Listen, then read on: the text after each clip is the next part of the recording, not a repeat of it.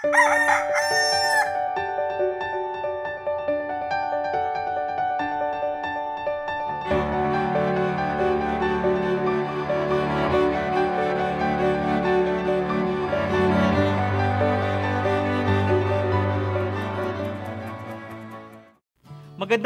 umaga po kapamilya, ko po si Father J-Boy at tayo na po at magkapet pandasal.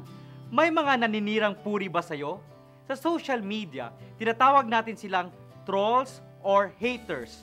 Ano ang maaring gawin sa mga walang magawa kundi siraan ang buhay ng may buhay? Meron pa akong kwento. May isang alamid na nagawi sa isang ubasan. Nakita niyang hitik sa hinog na bunga ang mga sanga nito. Lumapit siya sa mga puno ng ubas at sinubukang abutin ang mga bunga. Ngunit kahit anong gawin niya, hindi niya maabot ang matatamis na ubas. Napagod siya sa katagalan, kaya lalong tumindi ang kanyang gutom. Wala siyang makuhang ubas. Kaya sabi niya sa mga ubas, "Bakit ko kayo pagugugulan ng panahon? Ang aasim niyo naman."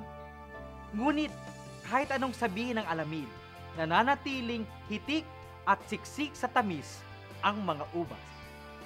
Sa katotohanan, ang pag-uugali ng alamid ang tunay na umasim. Mga kapamilya, tandaan, laging may kokontra sa atin anuman ang gawin natin. Kahit ang Santo Papa o mismo si Kristo ay hindi ligtas sa mga haters o trolls. Tayo pa kaya? Huwag natin silang hayaang sirain ang mabuti nating ginagawa. Ipagdasal nating lalong lumago at tumamis ang ating magagandang bungang nakaugat sa Diyos. Magandang umaga po.